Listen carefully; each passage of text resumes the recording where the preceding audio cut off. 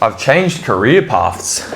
I'm now a full-time eater, or at least it feels like it. Calories are quite high. I'm eating 5 meals a day now instead of 4, and it requires some trickery with the appetite to get it all down and not turn into an absolute bloat lord. So I'm going to run you through what a day looks like here, embracing the build, embracing the bulk like a boss, and doing the do over here in Thailand. So stay tuned.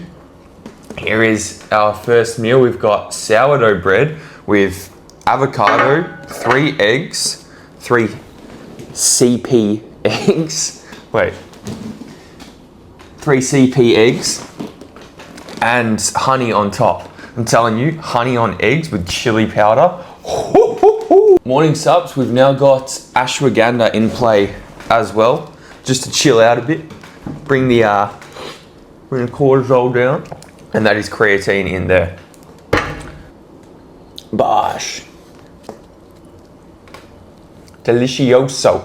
But you may have tried to bulk in the past and weren't able to put enough food down to gain weight, or that was the case, so you started dirty bulking and got a little bit too fat. So we're going to solve that today and run you through how we're staying lean while still putting down a fair bit more food and making sure those scales do come up. So stay tuned and we'll get into it. And if you're on a cut at the moment, then use this video as a bit of a G up into what's to come in the build, because the only way that we are going to be able to punch a lot of calories while staying lean is if we get really lean in the first place. But this is the first time I've been eating 5 meals in over 6 months. I usually just do 4 meals per day, and I won't eat for the first like 3 hours, sorry. But now I've been eating straight away before doing any steps, before any sort of walk, which feels gluttonous as shit, to say the least. It does not feel right, but for that reason, I will get out for some steps straight after that first meal, because if I get straight into work after eating, I find that my brain juices just aren't flowing as I'd like them to, because blood is of course being directed more so to the stomach than the brain to digest that food. But if I get out for a few steps, then that will help with the digestive process and getting down those 3 CP eggs. And when I get back into work, I've got my coffee and the brain juices are flowing adequately. So I'll do about 20 minutes of a walk, head down to 7-Eleven, get my goodies, get some honey as well, just top up with a few different things around the house, and then it'll be time to jump into work. Oh yes, fucking oath.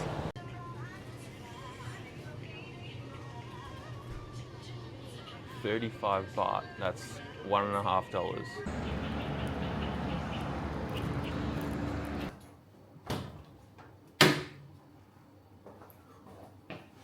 How's the jiggle on him? 3 hours later, and we're now sitting down for our pre-workout cream of rice.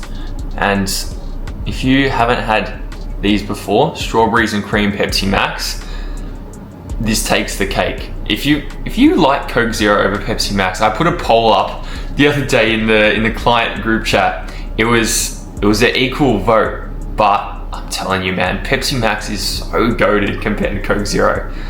Now, bringing it back to 5 meals and feeling utterly gluttonous with doing so, like it just feels like I'm constantly eating and constantly full. Like it's weird to not be hungry at any real times of the day, but it simply feels odd and doesn't feel too good because it's my first week doing so. I've literally been doing this for a few days and the body isn't used to it. But as the body kind of acclimatizes, then I'm probably going to be starving hungry as soon as I wake up in the mornings. Probably going to be starving hungry for this meal. Probably going to be, you get my point. You get my point. It's just a matter of the body adapting to what it's not quite used to initially. And for you, it might be jumping from 3 to 4 meals and that feeling really kind of uncomfortable. But when we kind of face the noise and face the music, that jump up can of course be really beneficial, because we don't want to be condensing all of our food when it does get to a certain point into 3 meals, or for me 4 meals. And if we're going to make that increase and not just eat shitty foods, then adding in that extra meal means that our digestion can actually be improved, and we don't have to be constantly bloated, constantly sluggish. So if you've tried to increase to 4 meals previously and it just didn't work, hold in there, and oftentimes the body will almost adapt, and you'll start to see the benefits. Cold core going down 90 minutes pre-workout. Cornflakes on top has been my cereal of choice recently. Just that bit of crunch on top. I really need to stop talking with my mouth full. My apologies. But the gains ain't gonna wait for no one. Time to fucking lift some weight, mate.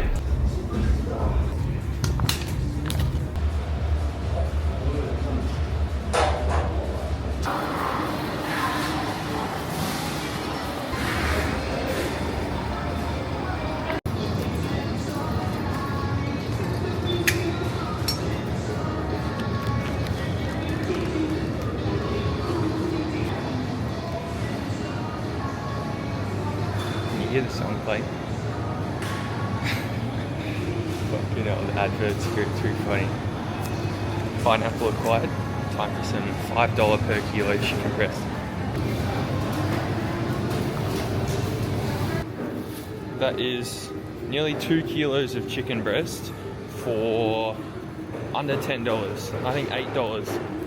Now, I do of course work with majority fat loss clients, but in saying that, I also get a lot of guys coming to me struggling to grow muscle, and time after time, the biggest lever that we can pull when it comes to this, when we're really struggling to put on that weight, or in past we've only been able to put on that weight when doing a dirty bulk and gaining a lot of fat, it's all about bringing in structure, bringing in a repeatable structure that we can have day after day. That doesn't have to mean eating the exact same thing every single day, but it does mean eating a certain amount of meals at certain times each day.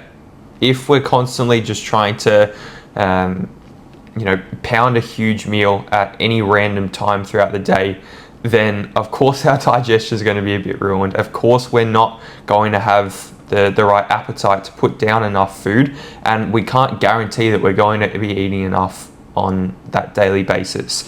When we may be eating way over our maintenance one day, at our maintenance another, in a slight deficit another day, it's just not a predictable outcome. And if you're anything like me and a lot of my clients, you do want to know that you're in control. It's such a shit feeling being confused or guessing if what you're doing is actually working, and what's the point if you don't even know that your actions are going to get a specific outcome?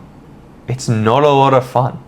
But while I have been getting through a few check-ins, this is a great example of this. Dante, a client who initially started with a fat loss transformation, we're now into the build, and this little side by side is the exact same body weight, both at 77 kilos. In the cut, we pulled down to 72 kilos. We've now reversed out, been in the build for a decent amount of time. And same again, when we get lean, it's much easier to stay lean while putting on that muscle. So these are both 77 kilos. Oh, and yeah, on the right, that is 6 months later, and we are visibly leaner with a lot more muscle tissue through the chest and through the shoulders as well. And the back shot, even more ridiculous. We still have that Christmas tree through the lower back, and are seeing some very good things. So same again, all about that structure, We can't just eat and eat and eat and expect to get a sick result while staying lean. It's not going to happen. So let's do it the right way and not turn into chuds. I like that word. Hey Oldie, hope you're having a beautiful day so far, man. Appreciate seeing a huge shift off in water retention, and the entire upper body is really pulling in. So keen to see where the physique is sitting at in next week's check-in, and yeah, pretty certain we'll see that further shift off, and also keen to see some body weight. Dinner, we have sweet potato, chicken breast, bit of tamati sauce, and then our mixed veg, and also kimchos. What do we reckon of the Vietnam t-shirt? I swear to God, everyone is or has been in Vietnam recently. I know about 10 separate people who have been in the last month. I'm not sure what's going on. But the t-shirt, the soccer jersey, doesn't go too bad, does it? You'll see a lot of my... Sorry, that was a quick topic change. Let me warn you of it first. You will see a lot of my meals are quite carb heavy and not a lot of fat in here. Now, fat makes up around about 15% of my total daily calorie intake, so not a lot, right? And that's where I see so many guys going wrong. The majority of the time when guys will be in a bulk and really struggling to get in enough food, or seeing poor outcomes of that bulk, feeling like shit, shitting like shit, and just feeling sluggish and sloppy the whole time, it's because that fat intake is way too high from eating processed foods, takeaway all of the time, and even when prepping foods, just using a bunch of oils, fatty sauces, fatty cuts of meat especially. But if we instead allocate majority of our calories to carbs and are still getting in a really good amount of protein, then we're actually in the same surplus going to be putting on a little bit less fat. That is not the main reason in why we allocate more carbs to our intake, but there is certainly something to be said about in a surplus. If we are eating a lot of an excessive amount of fat, then that is going to be more likely to be stored on the body as fat, which we don't want. We do not want to see it. So more carbs throughout the day. I'm on 500 grams of carbs per day now, and it is a lot. It's a lot to digest. But it also means that we're less sluggish throughout the day, we're less bloated throughout the day because fat is the slowest digesting macronutrient, and we have more glycogen available in the system to be utilized for training performance. So our good old carbohydrate kind of kills two birds with one stone, in the fact that it's going to allow us to get more food in because we're going to be able to digest our food much more efficiently and not be slowed down by all the fats that we're consuming. And we're also going to be able to stay leaner in the process. So if you're struggling to put on muscle and really want to bulk effectively while staying lean, all of our calorie increases are majority of the time going to be coming from carbs. But it is now 7 p.m. I've pretty much finished up with work for the day. So the rest of the day is going to consist of meal prep actually. I don't actually meal prep because I work from home. Oh no! Just spilled me potatoes. And my phone's probably shattered, but oh well. But yeah, I don't actually meal prep per se, but I will prep my chicken in advance. I will have that all cooked up. So we're gonna get the pots and pans out and get some meal prep going. And then I still have one more meal to eat, which I will show you. And I do have a couple more steps to get done. It's fucking annoying. I only have like 1,000 steps to do, which I can usually easily knock out on my walking pad, but I don't have a walking pad over here. So I'm gonna have to go walk 5 minutes up the street, 5 minutes back, just to hit my hit my step goal so my OCD autistic ass can chill out and relax for the rest of the day. It looks like I'm in a jail cell. What is this lighting? Meal prep is wrapped up, thank God. Meal prepping sucks. It'll never not suck. It's just not an enjoyable activity. But enough of my whinging. I've now got my last meal, which is the oat bowl of doom. This thing is looking gnarly with chunky monkey protein powder, cornflakes on top, bit of mixed berries and some honey, of course, just for some extra carbohydrate. But that is the whack.